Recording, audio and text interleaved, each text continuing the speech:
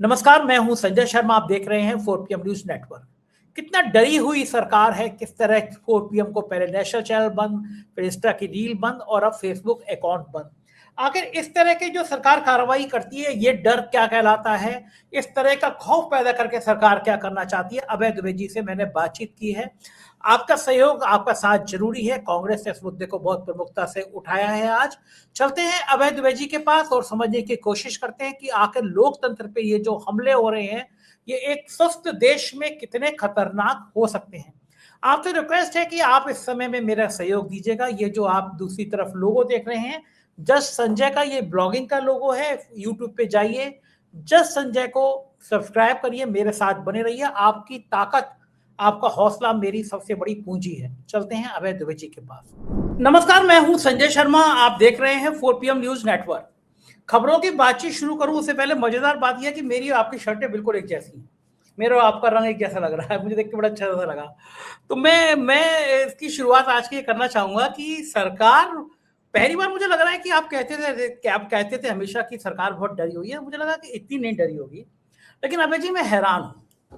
पहले 4PM का national channel बंद किया गया, फिर हमारी एंकर है फिजा, उसकी इंस्टाग्राम रील जिसमें उसने कहा कि भाई बॉस, सरकार ने चैनल बंद क्यों किया 4PM। लाखों लोगों ने देखा, उस एंकर की उस रील को भी सरकार ने ब्लॉक करा दिया। और आज सुबह उन्होंने हमारा 4PM का फेसबुक पेज बंद करा दिया। फिर पता चला कि देश भर में ऐसे कई सारे ट्विटर अकाउंट हैं जो ब्लॉक कर दिए गए। यानी बंगाल का चुनाव सामने है, असम का चुनाव सामने, ये दो चुनाव खास महत्वपूर्ण है। सरकार इस चुनाव से पहले सोशल मीडिया से इतनी डरी हुई है कि बड़ी संख्या में ट्विटर बंद, फेसबुक बंद और यूट्यूब में हमारी बात। आज कांग्रेस ने प्रेस कॉन्फ्रेंस की है। कांग्रेस के फायर प्रवक्ता है सुप्रिया शीने जी, उन्होंने प्रेस कॉन्फ्रेंस की और जो उन्होंने ट्वीट किया वो पढ़कर सुना देता हूँ। मुख्य धारा की मीडिया को अपने अधीन करने के बाद अब मोदी सरकार सोशल मीडिया को कब्जा करने की कवायद में जुटी है। ट्विटर पर सरकार से सवाल पूछने वाले, जनता के मुद्दे उठाने वाले अकाउंट्स को भारत में प्रतिबंधित कर दिया गया है। बीते कुछ समय में कई यूट्यूब चैनल ब्लॉक किए गए, इनमें से 4PM भी शामिल है। इसी कड़ी में एक वाक्य और सामने आया जहां कारवां मैगजीन को सरकार की तरफ से नोटिस भेज दिया गया। ऐसा इसलिए हुआ क्योंकि कारवां ने एक फोटो लगाई थी जिसमें मोदी की तस्वीर के साथ लिखा था हीरो ऑफ हंड्रेड। मेरे पास भी सोशल मीडिया को लेकर, ये सुप्रिया शीने जी कह रही है, मेरे पास भी सोशल मीडिया पोस्ट को लेकर 11 बार नोटिस आ चुका और ये काम अश्विनी वैष्णव के 2 मंत्रालय बेशर्मी के साथ कर रहे हैं। यानी अब सरकार के कुछ बाबू तय करेंगे कि सोशल मीडिया पर कौन से अकाउंट चलेंगे, कौन से नहीं। ये सुप्रिया शीने ने कहा है। मैं व्यक्तिगत ये कहना चाहता हूं और आज इस वीडियो के माध्यम से देश के सुप्रीम कोर्ट के चीफ जस्टिस साहब को संबोधित करना चाहता हूं। ये ठीक है, हम कानूनी प्रक्रिया करेंगे, रिट दायर करेंगे, आपके यहाँ सुनवाई होगी। पहले भी पहलगांव हमले के बाद 4PM पे प्रतिबंधित किया था। हम सुप्रीम कोर्ट गए, कपिल सिब्बल जी, हैदर जी, तला साहब ने रिट दायर की और सुप्रीम कोर्ट ने तुरंत हमें न्याय दिया। लेकिन मैं आज देश के राष्ट्रपति से और सुप्रीम कोर्ट के चीफ जस्टिस से ये सीधा संबोधित करके कहना चाहता हूं कि आपको पता है कि आखिर इस तरह से एक जर्नलिस्ट का पहले अकाउंट बंद करते हैं, आप सुप्रीम कोर्ट के बाद खोलते हैं, 8 महीने बाद मेरा फिर चैनल अकाउंट बंद करते हैं। अकाउंट बंद होता है, मेरे यहाँ 70-80 लोग काम करते हैं, सबके सामने सैलरी का संकट खड़ा होता है। नेचुरली आपने तो मेरी सब तरह की जांचें करा ली, इनकम टैक्स करा ली, ईडी करा ली, ईओडब्ल्यू करा दी, कोई मेरे पास अवैध संपत्ति नहीं। तो आप चैनल बंद करके हमारे सारे कर्मचारियों का एक तरह से उनके जीवन पे, उनके कैरियर पे परेशानी पैदा कर रहे हैं कि सैलरी कहां से है। फिर आप मेरे एंकर का रील प्रतिबंधित करते हैं और आज हमारा फेसबुक अकाउंट प्रतिबंधित कर देते हैं। तो राष्ट्रपति जी और सुप्रीम कोर्ट के चीफ जस्टिस को यह खुद समझना चाहिए कि देश भर में अगर इस तरह लोकतंत्र की खुलेआम हत्या की जा रही है, तमाम ट्विटर अकाउंट्स को बंद कर दिया जा रहा है, ऐसा तो इमरजेंसी में, आपातकाल में भी हुआ होगा। शायद आप तो जेल गए हैं आपातकाल में, देखा होगा। क्या माना जाए कि देश में ये फिर एक बार आपातकाल जैसी तैयारी है? अब अगला चरण क्या करेंगे? क्या मुझे बंद करेंगे, मुझे एफआईआर कराएंगे, हमला कराएंगे, क्या कराएंगे? और मैं अब अपनी सुरक्षा की गुहार के लिए क्या करूं? क्या मैं अंतर्राष्ट्रीय संगठनों को लिख के भेजूं? मैं दुनिया को बताऊं कि भारत में अब पत्रकारिता कितने खतरे में आ गई है? सरकार मेरे पीछे क्यों पड़ी है? मैं बिल्कुल अपने देश की बात बाहर नहीं करना चाहता, लेकिन सरकार बाध्य कर रही है। अगर मेरा अकाउंट 24 घंटे में नहीं खोला गया, मैं दुनिया के तमाम ह्यूमन राइट्स के ऑर्गेनाइजेशन को लिखूंगा, तमाम दुनिया के बड़े बड़े अखबारों को लिखूंगा और बताऊंगा कि भारत में पत्रकारिता का स्तर क्या है। और खास तौर से मैं सारे उन इंटेलेक्चुअल से, उन अपोजिशन पार्टी से, उन कवियों से, लेखकों से ये डिमांड करूंगा कि बात मेरी नहीं है, बात इस सिस्टम को बचाने की है, बात लोकतंत्र को बचाने की है। और अभय जी, क्या आपको लगता है कि जिस तरह सुप्रिया श्रीनेत्री जी ने भी उदाहरण दिया, क्या इस देश की डेमोक्रेसी को वास्तव में खतरा हो रहा है, और हो रहा है तो अभी कैसे रोका जा सकता है? देखिए, सुप्रिया जी ने अपने जो अपनी पोस्ट में जो लिखा है उससे पूरी तरीके से सहमत होते हुए मैं उसी के संदर्भ में, उसी के रोशनी में एक परिप्रेक्ष्य इस बारे में पेश करना चाहता हूँ। आपने इमरजेंसी का जिक्र किया, मेरे जेल जाने का भी जिक्र किया, और आजकल जो हो रहा है उसकी भी आपने भूमिका में बहुत ही डिटेल में बताया। देखिए, आपातकाल इस देश में जो लगा था वो घोषणा पूर्वक लगा था, वो एक ऐलान किया गया था, वो एक संविधान के प्रावधान का इस्तेमाल करके इस देश में आपातकाल लगा था। उस आपातकाल को लगाया जा सकता था और उस आपातकाल को उठाया जा सकता था। एक दिन उस आपातकाल को 27 महीने बाद उठा लिया गया। आप समझ रहे हैं ना? आपातकाल वो कोई चोरी छिपे चलने वाली प्रक्रिया नहीं थी। आपातकाल दबे पांव नहीं आया था। आपातकाल इंदिरा गांधी ने घोषणा पूर्वक लगाया था, और एक दिन घोषणा पूर्वक उस आपातकाल को उन्होंने हटा लिया और देश में राजनीतिक प्रक्रिया की दोबारा शुरुआत कर दी। हम लोग जो जेलों में थे उनको जमानतें मिलनी शुरू हो गई, हम लोग जेलों से छूट गए हैं। आजकल जो हो रहा है वो घोषणा पूर्वक नहीं हो रहा है। आजकल जिस तरह का उस आपातकाल में जो तत्कालीन जनसंघ के सदस्य थे, राष्ट्रीय स्वयंसेवक सदस्य थे, उनके ऊपर भी आपातकाल लगा था, उनको भी जेलों में डाला गया था, वो भी 19 महीने तक जेल में रहे थे। मेरे कहने का मतलब यह है कि आजकल जो हो रहा है वो एक नई किस्म की तिकड़म है, नई किस्म की तरकीब है। उस तरकीब को कुछ लोग कहते हैं कि अघोषित आपातकाल वगैरह है, लेकिन ये उससे भी ज्यादा कुछ अलग तरह की कोई चीज है जिसको कोई एक नाम देना मुश्किल है। इसमें दमन चक्र जो है बहुत तरीके से चलाया जा रहा है। ये विभिन्न दमन की विभिन्न खुफिया किस्म की, खुफिया और अदृश्य दमन की तरकीबें हैं। अब जैसे कि आपके चैनल को पिछली बार बंद किया गया था ऑपरेशन सिंदूर के बाद, और उसके बाद जब जैसी अदालत में आपकी सुनवाई होने वाली थी उसकी एक दिन पहले उसको खोल दिया गया, तो अदालत में उनके बंद की परीक्षा नहीं हो पाई। अब आप देखिए, सोनम वांगचुक को इन्होंने पकड़ के एनएसए, राष्ट्रीय सुरक्षा कानून में जेल में डाला। जिस वक्त सुप्रीम कोर्ट उसकी सुनवाई करने वाला था, जांच करने वाला था, उसके तुरंत पहले उन्होंने सोनम वांगचुक के ऊपर से एनएसए हटा लिया। आप सोचिए, उन्होंने आपका चैनल बंद किया इससे पहले कि सुप्रीम कोर्ट में उसको कसौटी पे कसा जा सकता है, तो उन्होंने उसको कसौटी पे भी नहीं कसने दिया। उसको आपको धमकी भी दे दी, आपको थोड़ा परेशान और त्रस्त भी कर दिया, और सब सोशल मीडिया को एक तरह का मैसेज भी पहुंचा दिया उसके जरिए, और उसको हटा भी लिया। इसी तरीके से सोनम वांगचुक को 6 महीने जेल में भी डाले रखे,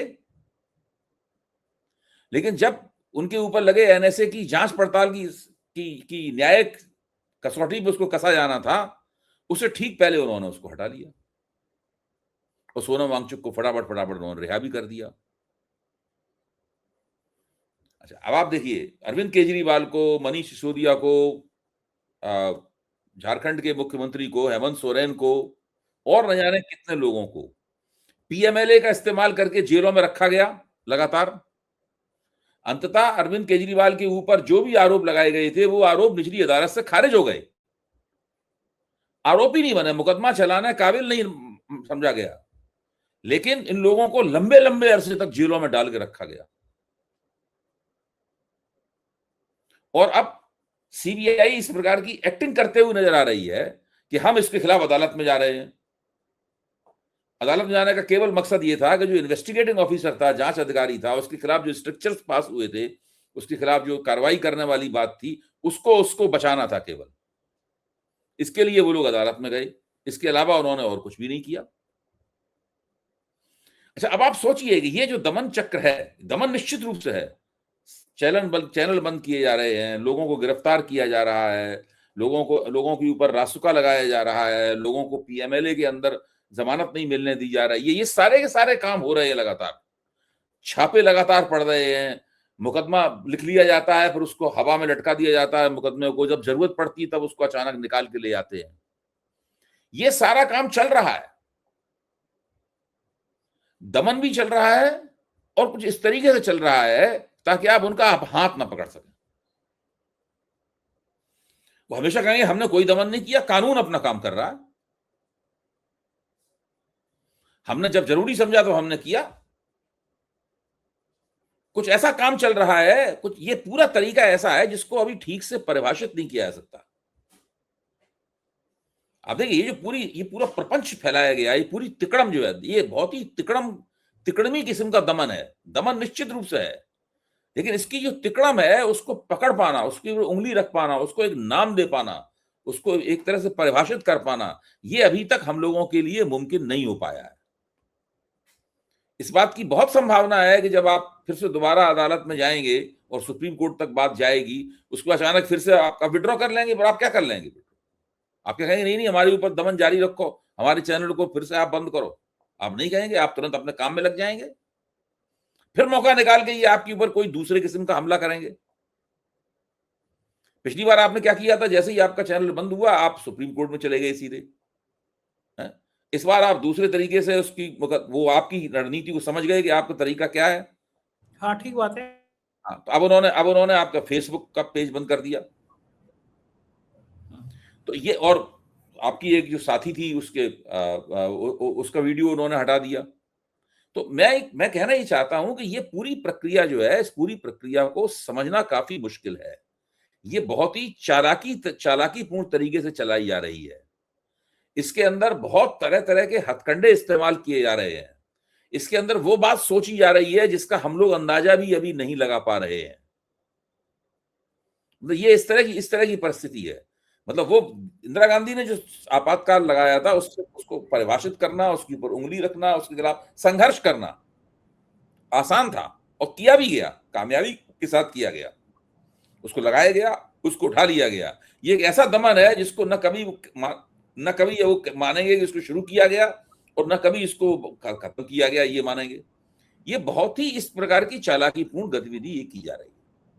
अब आइए, आप निदान क्या है इसका? कैसे खत्म होगा ये? नहीं, उसको देखिए, धीरे धीरे करके हम लोगों, जब समझ की समस्या है तो उसको समझा जाएगा उसको, है कि नहीं। अब आइए सोशल मीडिया के ऊपर। सरकार 2024 के चुनाव से ही सोशल मीडिया से परेशान है। सरकार ने ये देखा, सरकार ने मतलब भाजपा ने देखा कि 2024 की जब चुनावी मुहिम चल रही थी, या उससे पहले उसका माहौल जब बन रहा था, तो उसने देखा कि सरकार की आलोचना करने वाले जो प्लेटफॉर्म है, उनकी सब्सक्राइबरशिप तेजी से बढ़ रही है। मेरा मानना है कि 4PM की सब्सक्राइबरशिप इन दोनों बहुत तेजी के साथ बढ़ रही थी। मुझे याद पड़ता है कि करोड़, हाँ बिल्कुल, हजारों रोज बढ़ रहे थे। हाँ, हर महीने 1 लाख से ज्यादा, 1 लाख बढ़ जाते थे आपके। एक महीने में 3-3 लाख सब्सक्राइबर बढ़ रहे थे, और 1-1 करोड़ व्यू रोज आ रहे थे। 1 करोड़ व्यू रोज थे। हाँ, तो ये जो स्थिति थी ना, ये स्थिति सरकार सोच में पड़ गई कि भाई इसका क्या किया जाए। और जो सरकार समर्थक जो सोशल मीडिया प्लेटफॉर्म थे, उनकी भी सब्सक्राइबरशिप बढ़ रही थी, लेकिन इतनी रफ्तार से नहीं बढ़ रही थी, थोड़ी बहुत बढ़ रही थी। बिल्कुल स्पष्ट था कि जो आलोचक हैं, आलोचकों को जनता की तरफ से, व्यूअर्स की तरफ से, दर्शकों की तरफ से काफी उछाल मिल रहा है। जो प्रशंसक हैं, उनको ज्यादा कुछ खास वो लोग लिफ्ट नहीं दे रहे हैं। ये स्थिति थी। उस दिन के बाद से सरकार के दिमाग में है कि भाई सोशल मीडिया से कैसे निपटें। सोशल मीडिया को कैसे प्रतिबंधित कर देने का मतलब कुछ और होगा। प्रतिबंधित करना निपटना नहीं है। प्रतिबंध तो एक तरह की जेल है। मतलब सोशल मीडिया को आपने कारागार में डाल दिया, हथकड़ी बेड़ी लगा के जेल में डाल दिया उन्होंने। इस बात से डरते भी हैं कि लोग सड़कों पे ना आ जाए, कहीं एक बड़ा जन आंदोलन ना हो जाए, शांति। जब सोशल मीडिया को प्रतिबंधित किया जाता है तो उसके विस्फोट होते हैं। जब आप बोतल के ऊपर बहुत ताकत से कॉर्क लगाते हैं, तो एक दिन वो कॉर्क फट के निकल जाती है। मैं संजय जी कहना ये चाहता हूं कि ये जो दमन की प्रक्रिया है, ये दमन की प्रक्रिया खास तौर से ये तिकड़म बीजेपी द्वारा ईजाद की गई तिकड़म है, और इसका श्रेय हमें नरेंद्र मोदी और अमित शाह, इन लोगों को देना पड़ेगा कि इन लोगों ने तिकड़म का ऐसा चक्रव्यूह बनाया है इसके अंदर, जिसमें जब चाहते हैं उसमें हम लोगों में से किसी को अभिमन्यु बना के उसमें फांस देते हैं उसके अंदर। तो मेरा ही नंबर क्यों लग जाता है हर बार? मैं ये यही आप समझ पाता हूं। आपका प्लेटफॉर्म सबसे बड़ा है, हम तो कह चुके हैं आपसे, आपके जरिए ही वो चेतावनी दे सकते हैं सबको। क्योंकि छोटे मोटे चैनल के पीछे पड़ के कोई चेतावनी थोड़ा जाएगी, उसकी तरफ तो कोई ध्यान भी नहीं देंगे। जब आपकी तरफ बात आती है तब तभी वो चेतावनी बनती है उसकी। मुझे तो लगता है कि आपके जरिए वो सोशल मीडिया को चेतावनी देते हैं। आपने खुद ही देखा है, जैसे आपने मुझे बताया कि जिन वीडियोस के बहाने आपके ऊपर राष्ट्रीय सुरक्षा का खतरा बताया गया, वो वीडियो में तो ऐसी कोई बात है ही नहीं, वो तो बहुत पुराने हैं और कोई मतलब ही नहीं है उसका। इसका अबे जी मतलब ये आप वो जानते हैं, अबे जी वो अभी जानते अबे हैं कि जी मैं अदालत आपकी में जब उन वीडियोस की जांच होगी, वीडियो की जांच होगी तो जज इनका जो प्रतिबंध है उसको उधेड़ के फेंक देगा। अबे जी मैं आपकी तारीफ नहीं कर रहा, लेकिन मैं 2 साल से लगभग आपके संग रोड शो कर रहा हूँ। आपको मैं एबीपी पे लगातार सुनता हूँ, पूरा देश सुनता है। आज तक मैंने एक शब्द आपके मुंह से नहीं देखा जो निकला हो, जो अमर्यादित हो, असंसदीय हो या जो देश के खिलाफ हो। अब जो प्रतिबंधित किए गए वीडियो, उसमें आपको मेरी बातचीत भी है। हम ऐसा क्या बोलते हैं जिसको देश के विरोध हो जाए? बताइए। वो तो कुछ भी कर देंगे। जैसे भाई जब एक छोटा सा प्लेटफॉर्म मैं भी चलाता हूँ, उसको उसके ऊपर बीजेपी वालों ने कम्युनिटी स्ट्राइक्स करवाए। मेरे ख्याल आज इस विषय पर चर्चा कर ही लिया है, अच्छा ही है, मतलब जो है हाँ, उसके ऊपर उन्होंने बिल्कुल। कम्युनिटी स्ट्राइक करवाए। तो कम्युनिटी स्ट्राइक करने में जिन बातों का हवाला दिया जाता था, तो वो वीडियो थे जो बहुत दिन पहले चल के खत्म हो गए। हाँ, हाँ। उसका जो मोनेटाइजेशन, जो आर्थिक लाभ मिलना था, वो भी हमें मिल चुका है। लोग उन वीडियोस को भूल भी चुके हैं। हमें भी उस वीडियो में कोई दिलचस्पी नहीं थी। उन्होंने कहा भाई हटा दीजिए, या उन्होंने हटा दिया, हटा दीजिए, हम पे उसको कोई असर ही नहीं पड़ा। लेकिन कम्युनिटी स्ट्राइक उन्होंने एक के बाद एक दिन में 2 बार कम्युनिटी स्ट्राइक की, और हम जानते हैं तीसरी कम्युनिटी स्ट्राइक में चैनल बंद हो जाता है। तो इसका असर ये हुआ कि हमें अपने उस चैनल को बिल्कुल ढीला कर देना पड़ा। हमने उसके ऊपर वीडियो डालने, सामग्री डालने ही बंद कर दी। वो यही और चाहते हैं वो लोग। हाँ, और उस वक्त का हम इंतजार करते रहे जब तक कि वो अवधि खत्म हो जाए, ताकि हमारे ऊपर से वो जोखिम हट जाए, तीसरी स्ट्राइक वाला। इस बीच में हमने कानूनी कार्रवाई भी की, वो सब हाँ, भी किया। हैदर भाई ने नोटिस हाँ, दिया था, आप वो तो तो बनाया जानते ही था। हैं, आप ही ने राय दी थी। हाँ, तो मैं कहना ये चाहता हूं कि ये लोग, हमारा चैनल तो बहुत छोटा है, किसी को उसके बारे में कुछ भी नहीं पता, हम तो बिल्कुल शुरुआती दौर है, बिल्कुल एकदम। लेकिन आपका चैनल बहुत बड़ा बन चुका है। मैं हमेशा कहता हूं आपने एक बिजनेस मॉडल बना लिया है अपना, बहुत बड़ा बन गया। उसका एक खास तरह का प्रभाव है, भारत में देखा जाता है, विदेश में देखा जाता है। तो आपके खिलाफ जब वो कार्रवाई करते हैं, तो पूरे के पूरे जो सोशल मीडिया की दुनिया है, उस दुनिया में उसकी हलचल मचती है, और लोगों को लगता है कि जैसे वो वार्निंग रिले कर रहे हो। एक जगह है, वहां से सब जगह वो वार्निंग रिले कर रहे हैं, वार्निंग की किरणें जो है ना, सब जगह फेंक रहे हैं। ये है बात। अच्छा, ये जो अपोजिशन है, ये कांग्रेस है, समाजवादी पार्टी है, बसपा है, या जो भी पार्टी अपोजिशन की है, इन लोगों को क्या करना चाहिए डेमोक्रेसी बचाने के लिए? इस तरह अगर सब आवाजों को बंद किया जाएगा, तो इंडिया गठबंधन की मैं खास तौर से बात करूंगा, या कि आम आदमी पार्टी की बात करूंगा, इन लोगों को क्या करना चाहिए? इनकी भाई बात को करेंगे? देखिए, सोशल मीडिया के खिलाफ अगर सरकार दमन चक्र चलाती है इसी तरीके से, जो चला ही रही है, तो विपक्ष को इस मामले को संसद में उठाना चाहिए। उससे भी क्या विपक्ष को इस होगा? मामले को समझाना चाहिए। अब ऐसे आपका ही मसला है, ये मसला संसद में उठना चाहिए। ये भी बताना चाहिए कि भाई आप राष्ट्रीय सुरक्षा के नाम पे चैनल बंद कर देते हैं, यूट्यूब को लिख के भेजते हैं कि राष्ट्रीय सुरक्षा के नाम पे चैनल को बंद कर दिया जाए। जो यूट्यूब इंडिया है, वो आप उसकी बात मान के बंद कर देती है चैनल। फिर सुप्रीम कोर्ट में जब आप बंदा जाता है चैनल चलाने वाला, तो आप उसके एक दिन पहले चैनल खोल देते हैं। इसका क्या मतलब हुआ? आपने सुप्रीम कोर्ट में जवाब देना मुनासिब नहीं समझा, आप सदन में जवाब दीजिए इसका। भाई किस आधार पे आपने चैनल बंद किया था, और किस आधार अचानक आपकी वो आपत्तियां कहां चली गई? आपने उस चैनल को खोल दिया। हाँ, सारी चीजें तो वही थी, और फिर अचानक खोल दिया क्या चैनल? एक बार केस हो चुका है, इस बार भी कुछ ऐसा ही होगा। उसके बाद में सदन में ये मामला उठना चाहिए। अच्छा, दूसरे, ये जो पूरा फर्जीवाड़ा है कि आप 10,000 फेक आईडीज बना के, बीजेपी का आईटी सेल जो है वो कम्युनिटी स्ट्राइक कर देता है। तो ये जो पूरी स्थिति है ना, इस पूरी स्थिति के बारे में चर्चा होनी चाहिए कि ये सब दमन के बहुतेरे तरीके हैं। सोशल मीडिया को कैसे कंट्रोल किया जाए, ये विधि अभी तक सरकार ने खोज नहीं पाई है। मेरे ख्याल से सरकार इन तमाम प्रयोगों के जरिए उस विधि की तलाश करना चाहती है जिससे वो सोशल मीडिया को नियंत्रित कर सके, भयभीत कर सके। बिल्कुल ठीक बात है सर, और ये बात सबको सुननी चाहिए क्योंकि लोकतंत्र बचाना सबकी जिम्मेदारी है। बहुत बहुत शुक्रिया, आपने मुझे समय दिया, मुझसे बातचीत की, थैंक यू। ये थे अभय द्विवेदी, और अभय द्विवेदी की बात लोकतंत्र को बचाने के लिए कितनी जरूरी है ये बात आप समझ सकते हैं। लोकतंत्र बचता है तभी कोई देश स्वस्थ रह सकता है, खुश रह सकता है। भारत में जिस तरह के आपातकाल लगाने की तैयारी चल रही है उसमें आप क्या सोचते हैं, कमेंट करके बताइएगा जरूर। शुक्रिया, थैंक यू।